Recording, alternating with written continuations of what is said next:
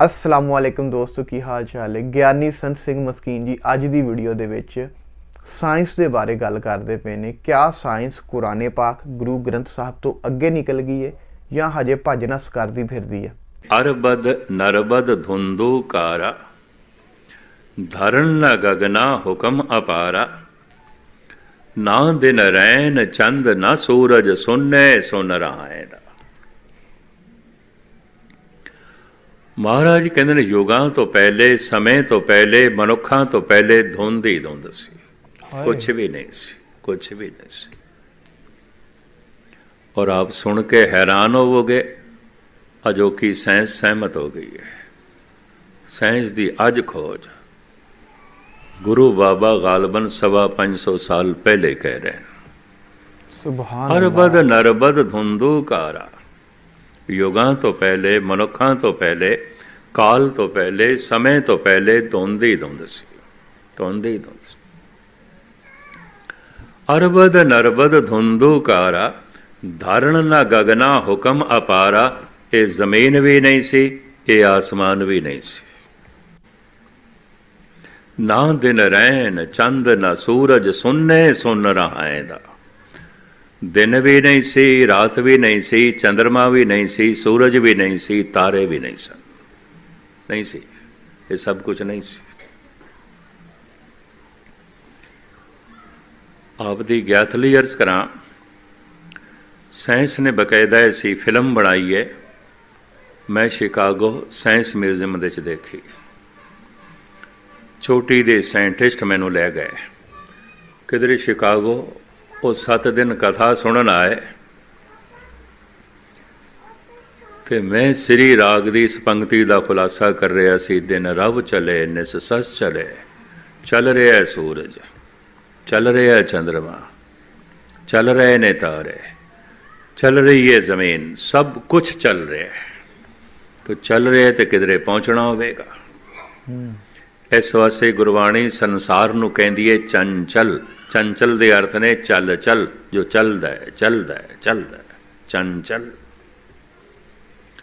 आज सब कुछ सुन के मैनू कहन लगे, मस्कीन जी टाइम कढोगे थानू साइंस म्यूजियम ले जाना, एक खास चीज़ दिखानी है। मैं की दिखाना है, कहना है उत्थे ही दसांगे। दूजे दिन दास ने उन्हां नाल समा बनाया, वो मैनू साइंस म्यूजियम ले गए। एक बहुत वड्डे गोलनुमा गुंबद हाल दे च ले गए, सैनीटोरियम दे च। उत्थे फिर अंधेरा हो गया तो मैनू कहन लगे, हुण तुसीं अपनी कथा की व्याख्या इत्थे देख लो। तुसीं जबान नाल कह के सुनाई है ना, इत्थे अखां नाल वेख लो, हो बहु होई। कहने साइंस मंदी होने से जो गुरु बाबे ने कहा है। कहने लगे पादरी मिशनरी मुखालफत जरूर कर रहे हैं, क्यों? ये बार बार पुनर्जन्म साबित हो गया है, बार बार का जन्म। उन्होंने 100 मनुखों के रूप दिखाए। पहला मनुख इस तरह का सी, फिर दूजा इंज, तीजा इंज, 100 दिखाए ने। इस तो पहले पानी सी जीव, सिलसिला पानी तो चलिया। साचे ते पमना बया, पमने ते जल होए, जल ते त्रिभुवन साजिया, घट घट जोत सो होए। मैनू कहन लगे, तुसी जिहड़ी कथा जबान नाल सुनाई है, अखां नाल वेख लो। साइंस मनदी है सुन।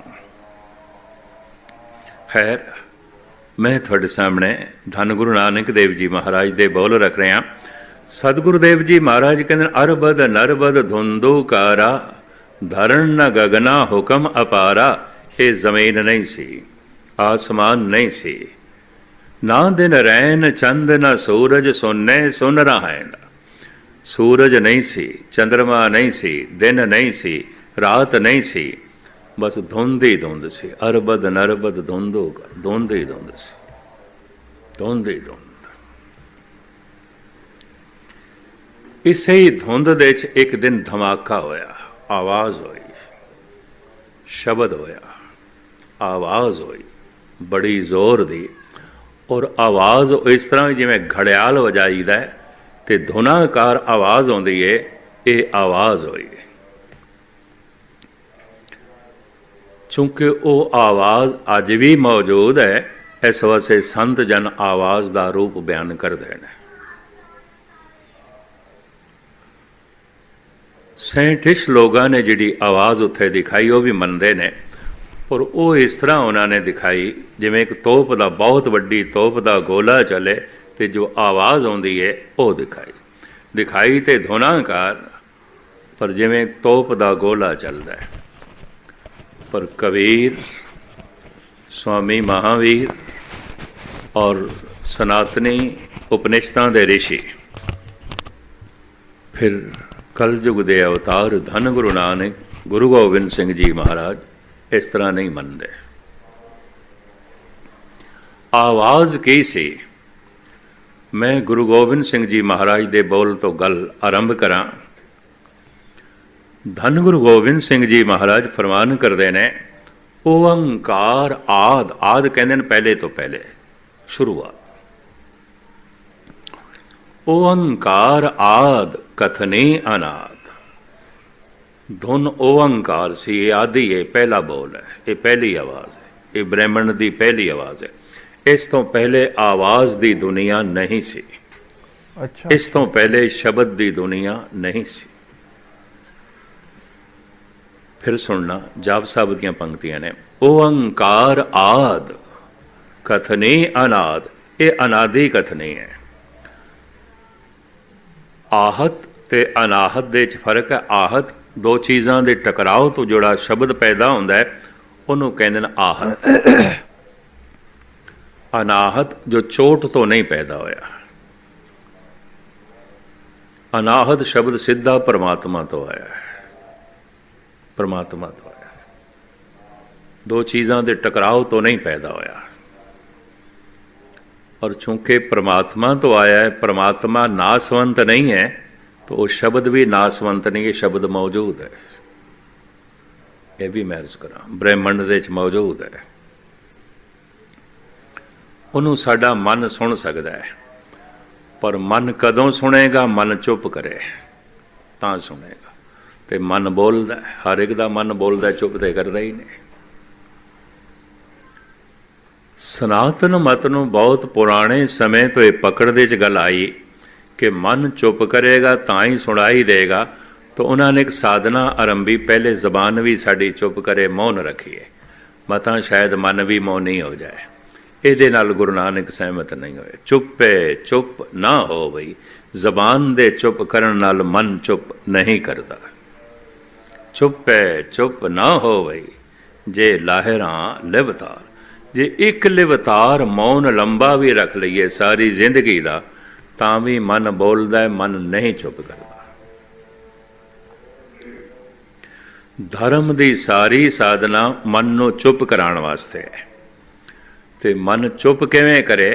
महाराज कहते हैं इहदा बोलना तां रुक सकता है जे किधरे सुनन लग पवे। सुनेगा तो फिर बोलेगा नहीं। दोवें काम एको ही समय मनुख नहीं कर सकता, भी सुन भी रहा होवे ते बोल भी रहा होवे। सुनन लग्या चुप करन लग पैंदा, बोलन लग्या फिर बोलदा है। ये चुप करे तो सुनाई देवे। इतना स्पष्ट है कि साइंस ने मान लिया जगत शब्द तो आया है, आवाज़ तो आया है। हुण महाराज कहते हैं उत्पत परले शब्दे होवे। उत्पत्ति शब्द तो ही है, वापसी भी शब्द तो होवेगी। उस प्रकाश रूप परमात्मा तो शब्द होया। शब्द की सी? ओंकार आद कथने अनाद। वो शब्द से ओंकार गुरु गोबिंद सिंह जी। भगत कबीर एक रब वाहिगुरु, वो कहते ना ओंकार आद मैं जाना, लिखे रमेटे ताए न माना। सिर्फ लिख दईए ओंकार ते मिटा दईए, ओंकार इतना नहीं। कबीर कहते ब्रह्मंड की आवाज़ है, परमात्मा की आवाज़ है, ब्रह्मंड दे गूंज रही है। भगत कबीर वो ते अनादि है, वो ते पहला बोल है। जैन धर्म दे बानी स्वामी महावीर, स्वामी वो भी कहते ने ਓੰਕਾਰ ਦੀ ਧੁਨ ਤੋਂ ਇਹ ਸਾਰਾ ਸੰਸਾਰ ਪੈਦਾ ਹੋਇਆ ਹੈ। 108 ਉਪਨਿਸ਼ਦਾਂ ਨੇ, ਗਾਲਬਨ 60 ਉਪਨਿਸ਼ਦਾਂ ਦੇ ਗਿਆਨੀ ਰਿਸ਼ੀ ਮੁਨੀ ਕਹਿੰਦੇ ਨੇ ਓੰਕਾਰ ਦੀ ਧੁਨ ਤੋਂ ਇਹ ਜਗਤ ਪੈਦਾ ਹੋਇਆ ਹੈ। ਤੇ ਧੰਨ ਗੁਰੂ ਨਾਨਕ ਦੇਵ ਜੀ ਮਹਾਰਾਜ ਨੇ ਤੇ ਓੰਕਾਰ ਨਾਮਕ ਬਾਣੀ ਉਚਾਰਨ ਕਰ ਦਿੱਤੀ। ਗੁਰੂ ਗ੍ਰੰਥ ਸਾਹਿਬ ਦੇ 'ਚ ਦਰਜ ਹੈ, ਇੱਕ ਪੂਰੀ ਬਾਣੀ ਦਾ ਨਾਂ ਹੀ ਓੰਕਾਰ ਹੈ, ਦਕਣੀ ਓੰਕਾਰ। ਦਕਣੀ ਤੋਂ ਮੁਰਾਦ ਰਾਮਕਲੀ ਦਕਣੀ ਪੂਰੀ। ਵਾਹ। ਬਾਣੀ ਦਾ ਨਾਂ ਓੰਕਾਰ ਹੈ। ਜਿਵੇਂ ਪਹਿਲੀ ਬਾਣੀ ਦਾ ਨਾਮ ਜਪ ਹੈ, ਸਤਿਕਾਰ ਵਜੋਂ ਅਸੀਂ ਜਪਜੀ ਸਾਹਿਬ ਕਹਿੰਦੇ ਹਾਂ। ਜਿਵੇਂ ਇੱਕ ਬਾਣੀ ਦਾ ਨਾਮ 12ਵਾਂ ਹੈ, ਸੁਖਮਨੀ ਸਾਹਿਬ ਹੈ, ਫੁਨੇ ਛੰਦ ਹੈ, ਸੰਸਕ੍ਰਿਤੀ ਸਲੋਕ ਹੈ, ਚੌ ਬੋਲੇ ਨੇ, ਭੱਟਾਂ ਦੇ ਸਵਈਏ ਨੇ। ਇਸ ਤਰ੍ਹਾਂ ਇੱਕ ਬਾਣੀ ਦਾ ਨਾਮ ਹੈ ਓੰਕਾਰ, ਇੱਕ ਅੱਲਾ। ਇਹਦੇ ਧੰਨ ਗੁਰੂ ਨਾਨਕ ਦੇਵ ਜੀ ਮਹਾਰਾਜ ਕਹਿੰਦੇ ਨੇ ਓੰਕਾਰ ਬ੍ਰਹਮਾ ਉਤਪਤ, ਓੰਕਾਰ ਕੀਆ ਜਿਨ ਚਿਤ, ਓੰਕਾਰ ਸੈਲ ਜੁਗ ਬੈ, ਓੰਕਾਰ ਬੇਦ ਨਿਰਵੈ। ਓੰਕਾਰ ਦੀ ਧੁਨ ਤੋਂ ਹੀ ਇਹ ਸਾਰਾ ਪਸਾਰਾ ਹੋਇਆ। ਧੰਨ ਗੁਰੂ ਨਾਨਕ ਦੇਵ ਜੀ ਮਹਾਰਾਜ ਵਿਆਖਿਆ ਕਰਦੇ ਨੇ ਇਹ ਬਾਣੀ ਕਿੱਥੇ ਉਚਾਰਨ ਕੀਤੀ? ਜਨਮ ਸਾਖੀ ਦੇ ਕਥਨ ਮੁਤਾਬਕ ਓੰਕਾਰ ਨਾਮ ਦੇ ਤੀਰਥ ਤੇ ਉਚਾਰਨ ਕੀਤੀ। ਭਾਰਤ ਦੇ 'ਚ ਇੱਕ ਤੀਰਥ ਹੈ, ਉਸ ਤੀਰਥ ਦਾ ਨਾਂ ਹੈ ਓੰਕਾਰ। ਇੰਦੌਰ ਤੋਂ 40 ਮੀਲ ਦੀ ਦੂਰੀ ਤੇ। ਹਜ਼ੂਰ ਸਾਹਿਬ ਜਾਈਏ ਰਸਤੇ 'ਚ ਪੈਂਦਾ। ਰੇਲਵੇ ਸਟੇਸ਼ਨ ਦਾ ਨਾਮ ਹੀ ਓੰਕਾਰ ਹੈ, ਸ਼ਹਿਰ ਦਾ ਨਾਮ ਹੀ ਓੰਕਾਰ ਹੈ। ਉੱਥੇ ਜੋ ਗਾਲਬਨ 4-4.5 ਸਾਲ ਪੁਰਾਣਾ ਮੰਦਰ ਹੈ, ਉਸ ਮੰਦਰ ਦਾ ਨਾਮ ਹੀ ਓੰਕਾਰ ਹੈ। ਵਾਹ। ਮੰਦਰ ਤੋਂ ਸਿਰਫ 100 ਗਜ਼ ਦੀ ਦੂਰੀ ਤੇ ਗੁਰਦੁਆਰਾ ਹੈ। ਗੁਰਦੁਆਰੇ ਦਾ ਨਾਮ ਹੈ ਓੰਕਾਰ। ਵਾਹ। ਮੰਦਰ ਦਾ ਨਾਮ ਹੈ ਓੰਕਾਰ, ਸ਼ਹਿਰ ਦਾ ਨਾਮ ਹੈ ਓੰਕਾਰ, ਰੇਲਵੇ ਸਟੇਸ਼ਨ ਦਾ ਨਾਮ ਹੈ ਓੰਕਾਰ। ਉਪਨਿਸ਼ਦਾਂ ਦੇ ਅੱਧੇ ਤੋਂ ਜ਼ਿਆਦਾ ਰਿਸ਼ੀਆਂ ਨੇ ਮੰਨਿਆ ਓੰਕਾਰ ਦੀ ਧੁਨ ਤੋਂ ਸਾਰਾ ਪਸਾਰਾ ਹੋਇਆ ਹੈ। ਉਪਨਿਸ਼ਦ ਕੀ ਹੁੰਦਾ ਦੋਸਤ? ਹੁਣ ਮੈਂ ਆਪਦੀ ਗਿਆਤ ਲਈ ਅਰਜ਼ ਕਰਾਂ, ਇਸਲਾਮ ਤੇ ਈਸਾਈਅਤ ਵੀ ਉਤਪਤੀ ਤੇ ਸ਼ਬਦ ਤੋਂ ਹੀ ਬਣਦੇ ਨੇ, ਪਰ ਸ਼ਬਦ ਦੀ ਰੂਪ ਰੇਖਾ ਹੋਰ ਦੱਸਦੇ ਨੇ। ਇਸਲਾਮ ਕਹਿੰਦਾ ਉਹ ਸ਼ਬਦ ਕੁਨ ਹੈ, ਈਸਾਈਅਤ ਕਹਿੰਦੀ ਉਹ ਸ਼ਬਦ ਲੋਗੋਸ ਹੈ। ਲੇਕਿਨ 100 ਸਿਆਣੇ ਇੱਕੋ ਮਤ, ਇਹਨਾਂ ਸਾਰਿਆਂ ਦਾ ਕਹਿਣਾ ਉਤਪਤੀ ਸ਼ਬਦ ਤੋਂ ਹੀ ਹੈ। ਹਾਂ, ਕੁਨ ਫਾਇਆ ਕੂਨ। ਬਹੁ ਗਿਣਤੀ ਕਹਿ ਰਹੀ ਹੈ ਓੰਕਾਰ ਤੋਂ ਹੋਈ ਹੈ। ਫਿਰ ਗੁਰੂ ਨਾਨਕ ਦੇਵ ਜੀ ਮਹਾਰਾਜ ਓੰਕਾਰ ਨਾਲ ਏਕਾ ਲਾਉਂਦੇ ਨੇ। ਇੱਕ ਓੰਕਾਰ, ਇਹੀ ਇੱਕ ਧੁਨ ਹੈ। ਕਿਹੜੀ? ਓੰਕਾਰ। ਇਸ ਤੋਂ ਹੀ ਉਤਪਤੀ ਹੋਈ ਹੈ। ਜੈਸੇ ਉਸ ਧੁੰਦ ਦੇ 'ਚ ਇੱਕ ਧਮਾਕਾ ਹੋਇਆ, ਆਵਾਜ਼ ਹੋਈ। ਕਿਹੜੀ? ਓੰਕਾਰ, ਧੁਨਾਕਾਰ। ਇਸੇ ਇੱਕ ਧੁਨ ਦੇ ਨਾਲ, ਧੁਨਾਕਾਰ ਆਵਾਜ਼ ਦੇ ਨਾਲ ਅਰਬਾਂ ਖਰਬਾਂ ਸੂਰਜ ਬਣ ਗਏ, ਪ੍ਰਗਟ ਹੋ ਗਏ। ਇੱਕ ਇੱਕ ਸੂਰਜ ਦੇ ਕਈ ਕਈ ਟੁਕੜੇ ਹੋ ਗਏ। ਵਾਹ। ਔਰ ਮੈਂ ਅਰਜ਼ ਕਰਾਂ, ਸਾਇੰਸ ਇਹੀ ਕੁਝ ਕਹਿ ਰਹੀ ਹੈ, ਇਹ ਜ਼ਮੀਨ ਸੂਰਜ ਦਾ ਟੁਕੜਾ ਪਤਾ ਨਹੀਂ ਕਿਤਨੇ ਮੁੱਦਤ ਤੱਕ ਇਹ ਅੱਗ ਦਾ ਗੋਲਾ ਰਹੀ। ਅਰਬਾਂ ਖਰਬਾਂ ਸੂਰਜ ਪ੍ਰਗਟ ਹੋ ਗਏ, ਧੁੰਦ ਪਾਣੀ ਬਣ ਗਈ। ਉਹ ਜੋ ਧੁੰਦ ਸੀ ਉਹ ਪਾਣੀ ਬਣ ਗਈ। ਹਾਂ, ਪਿਘਲ ਗਈ। ਇਹ ਅੱਗ ਦਾ ਗੋਲਾ, ਇਹ ਜੋ ਜ਼ਮੀਨ ਦੇਖਦੇ ਹੋ, ਇਹ ਪਾਣੀ 'ਚ ਪਿਆ ਰਿਹਾ।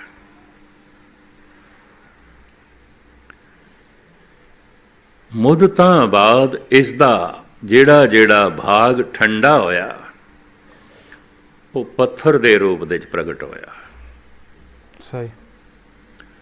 ਤੋ ਆਕਾਰ ਰੂਪ ਦੇ ਵਿੱਚ, ਦ੍ਰਿਸ਼ਮਾਨ ਰੂਪ ਦੇ ਵਿੱਚ ਸੰਸਾਰ ਦਾ ਪਹਿਲਾ ਰੂਪ ਪੱਥਰ ਹੈ। ਹੁਣ ਮੈਂ ਇੰਜ ਕਰਾਂ, ਯਾਤਰਾ ਪੱਥਰ ਨੇ ਆਰੰਭ ਕਰਨੀ ਹੈ। ਪੱਥਰ ਨੇ ਪਰਮਾਤਮਾ ਤੱਕ ਪਹੁੰਚਣਾ ਹੈ। ਕਈ ਜਨਮ ਸੈਲ ਗਿਰ ਕਰਿਆ, ਗੁਰੂ ਰਾਮਦਾਸ ਜੀ ਮਨ। ਪਤਾ ਨਹੀਂ ਕਿਤਨੀ ਮੁੱਦਤ ਤੱਕ ਐ ਮਨੁੱਖ ਤੂੰ ਸਿਲਾ ਸੈਲ ਪੱਥਰ ਹੀ ਰਿਹਾ ਹੈ। ਪੱਥਰ।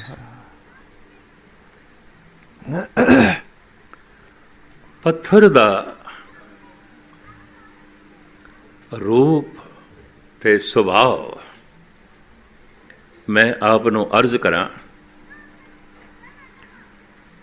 ਮਨੁੱਖ ਨੇ ਜਦ ਸ਼ੁਰੂ ਚ ਪੂਜਾ ਆਰੰਭ ਕੀਤੀ ਹੈ, ਪਹਿਲੇ ਪੱਥਰ ਦੀ ਕੀਤੀ ਹੈ। ਪੱਥਰਾਂ ਨੂੰ ਘੜਨ ਦੀ ਜਾਂਚ ਇਸ ਨੂੰ ਬਾਅਦ ਚ ਆਈ ਹੈ। ਵਿੰਗੇ ਟੇੜੇ ਪੱਥਰਾਂ ਦੀ ਵੀ ਪੂਜਾ ਕਰਦਾ ਰਿਹਾ। ਅਜੇ ਵੀ ਭਾਰਤ ਦੇ ਐਵੇਂ ਸਿੰਦੂਰ ਪਾ ਦੇਣਗੇ, ਪੱਥਰ ਨੂੰ ਮੱਥਾ ਟੇਕੀ ਜਾਣਗੇ। ਚਾਈਨਾ ਦੇ ਚ ਵੀ ਹੈ, ਬੌਧ ਵੀ ਐਸਾ ਕਰਦੇ ਨੇ, ਹਿੰਦੂ ਵੀ ਇੰਜ ਕਰਦੇ, ਬੁੱਧ ਮਤ ਵੀ ਇੰਜ ਕਰਦੇ। ਪੂਜਾ ਦੀ ਆਰੰਭਤਾ ਪਹਿਲੇ ਪੱਥਰ ਤੋਂ ਸ਼ੁਰੂ ਹੋਈ। ਕਾਰਨ ਸੰਸਾਰ ਦਾ ਆਕਾਰ ਰੂਪ ਦਾ ਪਹਿਲਾ ਜਿਹੜਾ ਰੂਪ ਹੈ ਉਹ ਪੱਥਰ ਹੈ। ਪੱਥਰ ਹੈ। ਹੁਣ ਮੈਂ ਅਰਜ਼ ਕਰਾਂ, ਪ੍ਰਮਾਤਮਾ ਨੂੰ ਭੁੱਖ ਪਿਆਸ ਨਹੀਂ ਲੱਗਦੀ, ਪੱਥਰ ਨੂੰ ਵੀ ਨਹੀਂ ਲੱਗਦੀ। ਪਰਮਾਤਮਾ ਨੂੰ ਦੁੱਖ ਸੁੱਖ ਨਹੀਂ ਵਿਆਪਦਾ, ਪੱਥਰ ਨੂੰ ਵੀ ਨਹੀਂ ਵਿਆਪਦਾ। ਪਰਮਾਤਮਾ ਦੀ ਰੱਜ ਕੇ ਕੋਈ ਉਪਮਾ ਕਰੇ, ਉਹ ਕੋਈ ਫੁੱਲ ਨਹੀਂ ਜਾਂਦਾ, ਤੇ ਰੱਜ ਕੋਈ ਨਿੰਦਾ ਕਰੇ ਤਾਂ ਡੇਰੀ ਨਹੀਂ ਜਾਂਦਾ, ਕੋਈ ਦੁੱਖ ਹੀ ਨਹੀਂ ਆਉਂਦਾ। ਸਾਰਾ ਦਿਨ ਕੋਈ ਪੱਥਰ ਦੀ ਪੂਜਾ ਕਰੇ ਤਾਂ ਪੱਥਰ ਫੁੱਲ ਨਹੀਂ ਜਾਂਦਾ, ਤੇ ਸਾਰਾ ਦਿਨ ਕੋਈ ਪੱਥਰ ਨੂੰ ਗਾਲਾਂ ਕੱਢੇ ਤੇ ਉਹ ਕੋਈ ਰੋਣ ਨਹੀਂ ਲੱਗ ਪੈਂਦਾ, ਦੁੱਖ ਹੀ ਨਹੀਂ ਹੁੰਦਾ। ਸੁਭਾਅ ਪੱਥਰ ਦਾ ਪਰਮਾਤਮਾ ਵਾਲਾ ਹੈ। ਪਰਮਾਤਮਾ ਪੂਰੇ ਦਾ ਪੂਰਾ ਜਾਗਿਆ ਹੋਇਆ, ਸਤਿਗੁਰੂ ਜਾਗਤਾ ਹੈ ਦੇਵ। ਪੱਥਰ ਪੂਰੇ ਦਾ ਪੂਰਾ ਸੁੱਤਾ ਹੋਇਆ ਹੈ, ਟੋਟਲੀ ਸੁੱਤਾ ਹੋਇਆ। ਬਸ ਇੰਨੀ ਗੱਲ ਹੈ, ਸੁੱਤੇ ਨੇ ਜਾਗਣਾ ਹੈ, ਤੇ ਜਾਗਣਾ ਹੀ ਯਾਤਰਾ ਹੈ। ਜਾਗ ਲੈ ਮਨ ਜਾਗਨ ਹਾਰੇ।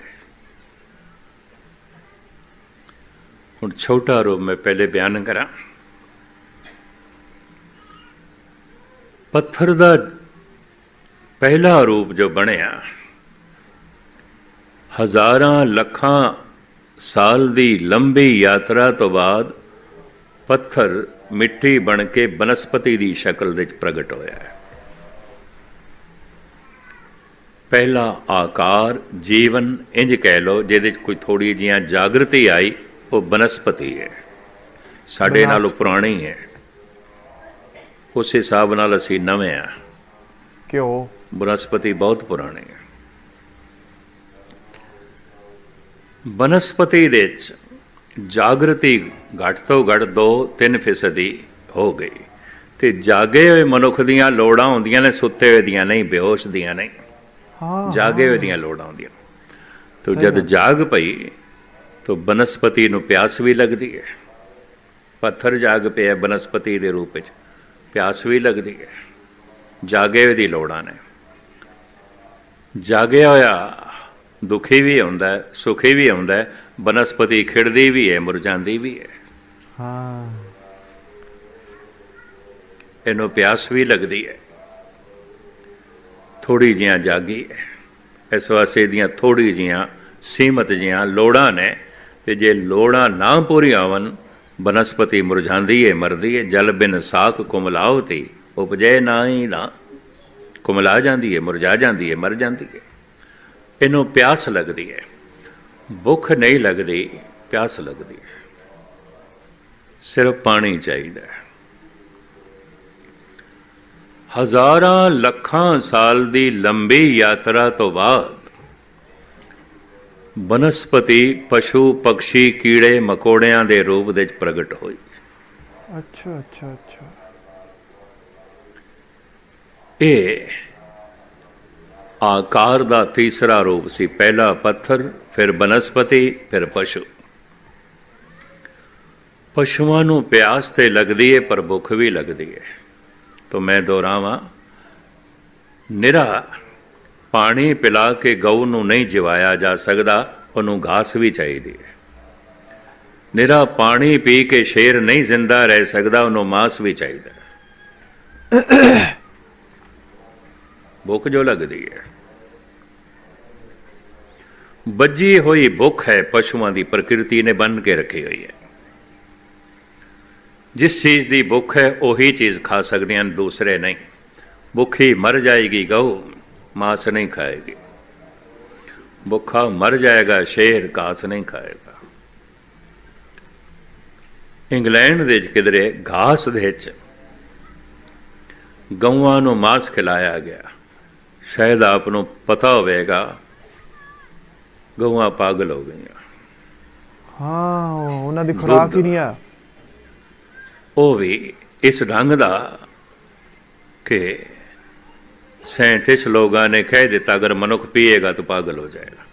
वो गऊँ इंग्लैंड नूं मारनियां पईयां। कहंदे ने करोड़ां पाउंडां दा उन्हां नूं घाटा पिया सी, उदों बड़ा पेपरां च रोला पिया सी। सारियां दियां सारियां पागल क्यों होईयां?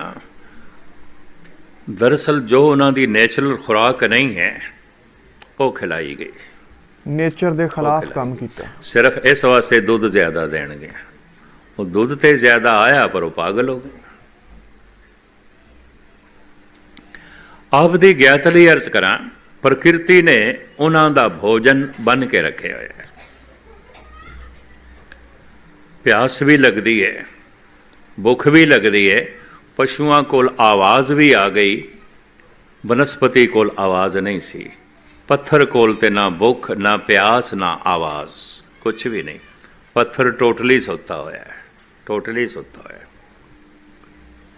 वनस्पति थोड़ी जिहां जागी तो प्यास लगती है, पशु उस नालों ज़्यादा जागया है। 7-8 बल्कि कुछ कहते ने 9-10वीं सदी तक भी कुछ पशु जागते हैं, जैसे हाथी, घोड़े, मोर, हंस, ये ज़्यादा जागे हुए हैं। दुख सुख ज़्यादा महसूस करते हैं। और कुछ परिवार की भी इन्हों समझ आती है, कुछ गैबी शक्ति परमात्मा की भी इन्हों समझ आ जाती है।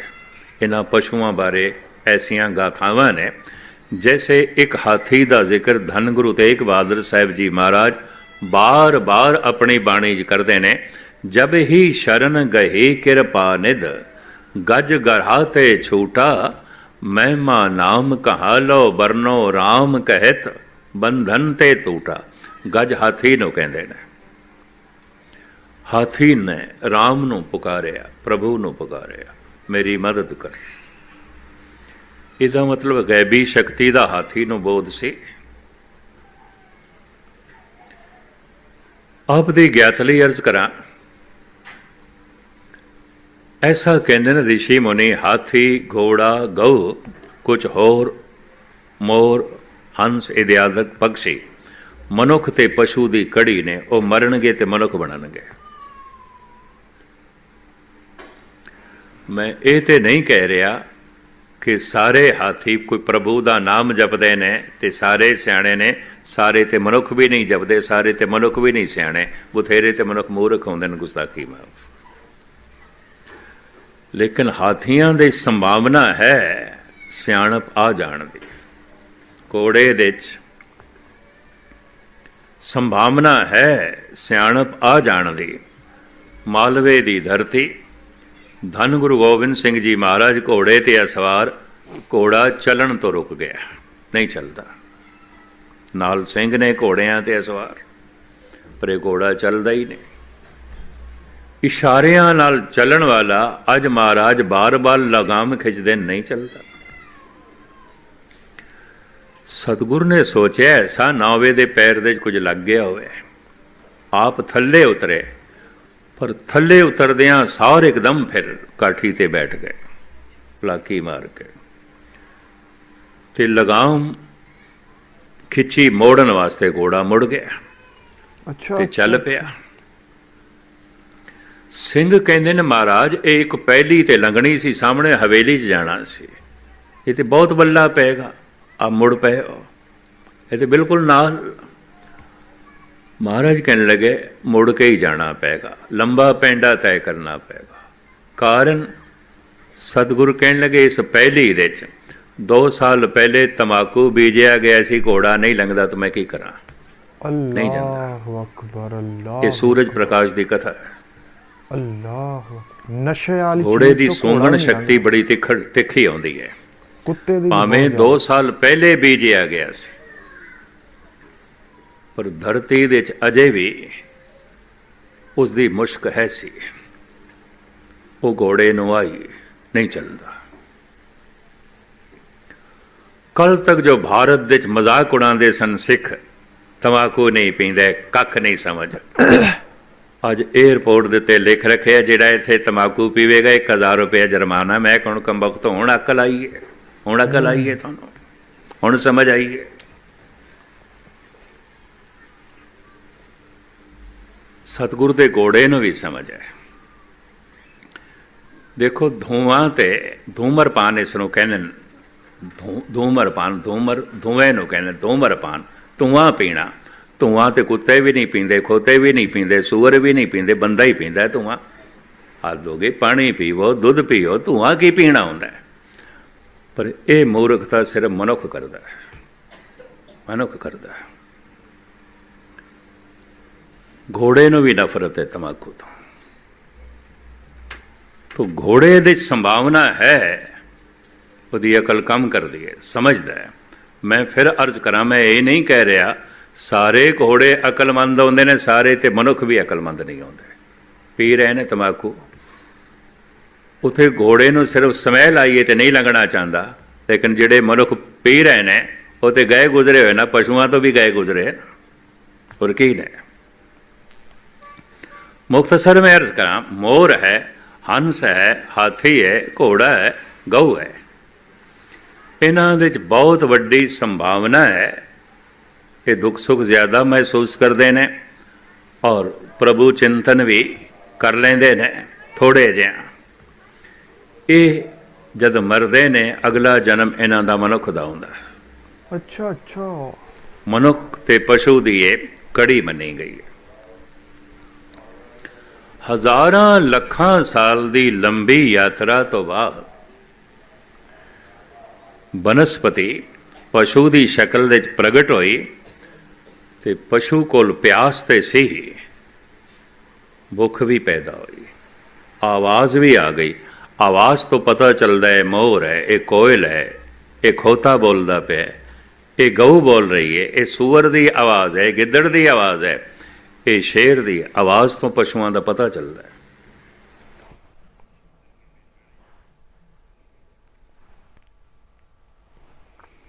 ਦੋਸਤੋ, ਇਹ ਸੀ ਕਥਾ ਗਿਆਨੀ ਸੰਤ ਸਿੰਘ ਮਸਕੀਨ ਜੀ ਦੀ। ਤੁਸੀਂ ਦੇਖਦੇ ਹੋ ਕਿ ਸਾਇੰਸ ਬਹੁਤ ਜ਼ਿਆਦਾ ਤਜਰਬਾਤ ਕਰਦੀ ਹੈ। ਬੇਸਿਕਲੀ 4 ਪ੍ਰੋਸੈਸ ਤੋਂ ਬਾਅਦ ਜਾ ਕੇ ਉਹ ਕਿਸੇ ਚੀਜ਼ ਦਾ ਤੋੜ, ਕਿਸੇ ਚੀਜ਼ ਦਾ ਹੱਲ ਕੱਢਦੀ ਹੈ। ਲੇਕਿਨ ਕੁਰਾਨ ਪਾਕ ਗੁਰੂ ਗ੍ਰੰਥ ਸਾਹਿਬ ਦੇ ਵਿੱਚ ਉਹ ਚੀਜ਼ਾਂ ਕਈ 100 ਸਾਲ ਪਹਿਲੋਂ ਲਿਖ ਦਿੱਤੀਆਂ ਗਈਆਂ ਜਿਹੜੀ ਸਾਇੰਸ ਅੱਜ ਡਿਸਕਵਰ ਕਰਦੀ ਪਈ ਹੈ। ਜਿਵੇਂ ਕਿ ਤੁਸੀਂ ਦੇਖਦੇ ਹੋ ਕਿ ਦਿਨ ਤੇ ਰਾਤ ਆਪਣੀ ਆਪਣੀ ਵਾਰੀ ਲੈ ਰਹੇ ਨੇ, ਤੇ ਦਿਨ ਨੂੰ ਇਹ ਤਾਕਤ ਨਹੀਂ ਹੈਗੀ ਉਹ ਰਾਤ ਨੂੰ ਫੜ ਲਵੇ, ਤੇ ਰਾਤ ਨੂੰ ਇਹ ਜ਼ਰੂਰਤ ਨਹੀਂ ਹੈਗੀ ਕਿ ਉਹ ਦਿਨ ਨੂੰ ਫੜ ਲਵੇ। ਸੂਰਜ ਤੇ ਚੰਦ ਚੱਲਦੇ ਪਏ ਨੇ ਤੇ ਕਿਸੇ 'ਚ ਇਹ ਜ਼ਰੂਰਤ ਨਹੀਂ ਹੈਗੀ ਕਿ ਇੱਕ ਦੂਸਰੇ ਨੂੰ ਉਹ ਫੜ ਲੈਣ। ਆਪਣੇ ਟਾਈਮ ਤੇ ਆਉਂਦੇ ਨੇ, ਆਪਣੇ ਟਾਈਮ ਤੇ ਜਾਂਦੇ ਨੇ। ਜਦਕਿ ਸਾਇੰਸ ਹੁਣ ਉਹ ਚੀਜ਼ ਦਾ ਤੋੜ ਕੱਢਦੀ ਪਈ ਹੈ, ਉਸ ਚੀਜ਼ ਦਾ ਹੱਲ, ਉਸ ਚੀਜ਼ ਦਾ ਨਿਚੋੜ ਕੱਢਦੀ ਪਈ। ਸਾਇੰਸ ਇੱਕ ਬੇਸਿਕਲੀ ਬਹੁਤ ਹੀ ਸਲੋ ਪ੍ਰੋਸੈਸ ਹੈ ਕਾਇਨਾਤ ਨੂੰ, ਪ੍ਰਭੂ ਨੂੰ, ਰੱਬ ਨੂੰ ਸਮਝਣ ਦਾ। ਇਸ ਵਾਸਤੇ ਦੇਖੋ ਕੁਰਾਨ ਪਾਕ ਦੇ ਵਿੱਚ ਇੱਕ ਆਇਤ ਹੈ ਕਿ ਅਸੀਂ ਆਪਣੇ ਬੰਦੇ ਮੁਹੰਮਦ ਸੱਲੱਲਾਹੁ ਅਲੈਹਿ ਵਸੱਲਮ ਨੂੰ ਰਾਤੋਂ ਰਾਤ ਮੱਕੇ ਤੋਂ ਬੈਤੁਲ ਮਕਦਸ ਯਾਨੀ ਕਿ ਫਲਸਤੀਨ, ਤੇ ਫਲਸਤੀਨ ਤੋਂ 7ਵੇਂ ਅਸਮਾਨ ਤੇ ਰਾਤੋਂ ਰਾਤ ਲੈ ਗਏ। ਤੇ ਉੱਥੇ ਅਰਸ਼ ਤੇ ਇੱਕ ਬੇਰੀ ਸੀ ਤੇ ਉਹਦੇ ਉੱਤੇ ਜਿਹੜੀ ਚੀਜ਼ ਛਾ ਰਹੀ ਸੀ ਉਹ ਛਾ ਰਹੀ ਸੀ, ਉਹਦੇ ਬਾਰੇ ਕੋਈ ਪਤਾ ਨਹੀਂ ਕੀ ਚੀਜ਼ ਉਹਦੇ ਉੱਤੇ ਆ ਰਿਹਾ ਸੀ। ਲੇਕਿਨ ਫਿਰ ਮੁਹੰਮਦ ਸਾਹਿਬ ਸੱਲੱਲਾਹੁ ਅਲੈਹਿ ਵਸੱਲਮ ਨੇ ਉੱਥੇ ਉਹ ਚੀਜ਼ਾਂ ਵੀ ਆਪਣੀ ਅੱਖਾਂ ਦੇ ਨਾਲ ਦੇਖੀਆਂ ਜਿਹੜੀ ਇਨਸਾਨੀ ਅੱਖ ਨਹੀਂ ਦੇਖ ਸਕਦੀ। ਫਿਰ ਤੁਸੀਂ ਦੇਖਦੇ ਹੋ ਕਿ ਬਾਬਾ ਗੁਰੂ ਨਾਨਕ ਸਾਹਿਬ ਸੁਲਤਾਨਪੁਰ ਕਿਸੇ ਸਰੋਵਰ ਦੇ ਵਿੱਚ ਨਹਾਉਂਦੇ ਪਏ ਨੇ ਤੇ 3 ਦਿਨਾਂ ਤੋਂ ਬਾਅਦ ਵਾਪਸ ਆਏ। ਕਈ ਲੋਕ ਕਹਿੰਦੇ ਨੇ ਕਿ ਉਹ ਪ੍ਰਭੂ ਨੂੰ, ਰੱਬ ਨਾਲ ਗੱਲਬਾਤ ਕਰਕੇ ਆਏ ਜਾਂ ਜਿਵੇਂ ਵੀ, ਲੇਕਿਨ ਸਾਇੰਸ ਇਹ ਚੀਜ਼ ਨਹੀਂ ਮੰਨਦੀ। ਹਜ਼ਰਤ ਯੂਨਸ अलैहिस्सलाम ਮੱਛੀ ਦੇ ਪੇਟ 'ਚ 3 ਦਿਨ ਰਹੇ। ਇਹ ਸਾਇੰਸ ਹੁਣ ਜਾ ਕੇ ਉਹ ਦੇਖ ਰਹੀ ਹੈ ਕਿ ਉਹ ਮੱਛੀ ਦੇ ਪੇਟ ਦੇ ਵਿੱਚ 3 ਦਿਨ ਕਿਵੇਂ ਰਹੇ। ਹੁਣ ਅਗਰ ਆਪਾਂ ਗੱਲ ਕਰੀਏ ਜਿਵੇਂ ਨਿਊਟਨ ਨੇ ਕਾਨੂੰਨ ਪੇਸ਼ ਕੀਤਾ ਗ੍ਰੈਵਿਟੇਸ਼ਨਲ ਦਾ, ਉਹ ਕੀ ਕਹਿੰਦਾ ਕਿ ਕਾਇਨਾਤ ਦੀ ਹਰ ਚੀਜ਼ ਦੂਸਰੀ ਚੀਜ਼ ਨੂੰ ਖਿੱਚ ਮਾਰਦੀ ਹੈ। ਹਾਲਾਂਕਿ ਇਹ ਚੀਜ਼ ਕਾਇਨਾਤ ਨੇ, ਰੱਬ ਨੇ ਬੜੀ ਦੇਰ ਪਹਿਲੇ ਬਣਾ ਦਿੱਤੀ। ਫਿਰ ਆਇਨਸਟਾਈਨ ਉਹਨੇ ਆਖਿਆ ਜੀ ਰੋਸ਼ਨੀ ਦੀ ਜਿਹੜੀ ਸਪੀਡ ਹੈ ਨਾ ਉਹ 3.8 ਦੀ ਤਾਕਤ 11 ਮੀਟਰ ਪਰ ਸੈਕਿੰਡ ਸਕੁਅਰ ਹੈ, ਪਰ ਸੈਕਿੰਡ ਹੈ। ਫਿਰ ਤੁਸੀਂ ਦੇਖਦੇ ਹੋ ਕਿ ਪਾਸਕਲ ਨੇ ਕਿਹਾ, ਅਰਸ਼ਮੀਦਸ ਨੇ ਕੀ ਕਿਹਾ ਕਿ अगर तुसी कोई चीज़ नूं पानी दे विच डुबोंदे हो तो पानी उहदे ते एक ऐसी फोर्स लांदी है, पानी उहदे ते एक ऐसा ही फोर्स लांदी जिंदी वजह तो वो जिस्म जिहड़ा पानी दे उत्ते तैरदा रहिंदा। जबकि ये चीज़ कुरान पाक दे विच किन्नी देर पहले कह दी गई कि असी समुद्रां दे विच कश्तियां चलाने आ जिहड़ियां पानी नूं फाड़दे गुजर जांदियां ने ते लोगां वास्ते रिज़क भी वो लैके आंदियां ने ते लोग उहदे तो मछलियां भी पकड़दे ने। फिर लोग अपनी तजारत भी करते हैं, एक मुल्क तो दूसरे मुल्क ते कश्तियां ते जांदे ने। कश्ती नहीं डुबदी, सूई डुब जाती है। देखो ये रब की हिकमत है, रब का कानून है। फिर इन्होंने बहुत प्यारी गल की मस्कीन जी साहब ने कि कायनात सब तो पहले उत्थे धुंध ही धुंध सी, पानी पानी सी। मुहम्मद सल्लल्लाहु अलैहि वसल्लम को भी एक बंदे ने यही पूछा सी ते आपने आख्या कि सब तो पहले पानी सी, फिर पानी के उत्ते रब का अर्श सी, उस तो बाद रब ने सारिया चीज़ां बनाईयां। बाबा गुरु नानक साहब की यह गल सुन के मैनू बड़ी हैरानगी हुई कि मुहम्मद साहब सल्लल्लाहु अलैहि वसल्लम ने भी ये कोई चीज़ कही कि पहले पानी सी ते पानी तो बाद रब ने सारा कुछ पैदा किया। बस लफ्ज़ों का फर्क है। इस्लाम दे विच कहंदे ने कि अल्लाह ताला ने कहा जी कुन फायाकून। कुन कहने का मतलब है कि हो जा, फायाकून का मतलब है कोई चीज़ हो गई। बाकी वल्लाहु आलम, अल्लाह ताला दी ये हिकमत है, अल्लाह बेहतर जानदा। साइंस 4 प्रोसैस चो गुजरती है। पहले वो हकायक इकट्ठे करती है, फिर वो मफरूज़ा बनाती है, फिर उस तो बाद उनके ते वर्क करती है, फिर उनका रिजल्ट कढ़दी है, फिर जाके कोई गल पेश करती है। उस तो बाद उनके विच फिर भी लचक होंदी है कि अगर चीज़ गलत हो गई तो उनकी जगह ते दूसरी थ्योरी फिट कर दी जाती है। जबकि ये चीज़ां जिन्नियां भी ने कायनात के अंदर हो चुकियां, हो रही ने, ये अल्लाह ताला ने बहुत यानी कि ये बहुत पहलों ही बना दिता। हुण जिवें साइंस ने हुण जाके दरियाफ्त किया कि ज़मीन का जिहड़ा मास है वो 6.0 × 10⁻⁴ किलोग्राम है। ये साइंस नूं हुण पता लगा, जबकि अल्लाह ताला ने ज़मीन किदों दी बना छड्डी। फिर ज़मीन का जिहड़ा रेडियस है वो 6.4 है। हुण तुसी देखो कि मास का किवें पता लगा। गलीलियो ने आख्या कि अगर मैनू ज़मीन के बाहर खड़े होने की जगह दे दो, एक लीवर दे दो, एक फलक्रम दे दो, तो मैं ज़मीन नूं चक दांगा। वो उन्होंने बाद च किया। एडिसन ने बल्ब हुण जाके बनाया, जबकि अल्लाह ताला ने किन्ने हज़ारां साल, करोड़ां साल पहले सूरज बना दिता। इस वास्ते अगर आप साइंस के जरिए रब नूं या धर्म नूं समझण की कोशिश करांगे दोस्तों, आप फ्लाप होवांगे। इस वास्ते जिहड़े ग्रंथ ने, जिवें इस्लाम दे विच कुरान पाक, सिखिज़म दे विच गुरु ग्रंथ साहब, इस वास्ते भगवद गीता, तो ये सारिया चीज़ों तो पढ़ के आप रब के ज़्यादा करीब हो जाना। सो दोस्तों, तुहानूं कैसी लगी वीडियो? मैनू बहुत प्यारी लगी। तो मिलने एक नवीं वीडियो च। बेसिकली ये वीडियो वड्डी है, लेकिन मेरे इत्थे जिहड़ा ना लैपटॉप की बैटरी जिहड़ी खत्म हो रही सी, मैं वीडियो दे इत्थे एंड कीता। इंशाअल्लाह नवां पार्ट लैके जल्दी आवांगे। अल्लाह हाफिज़।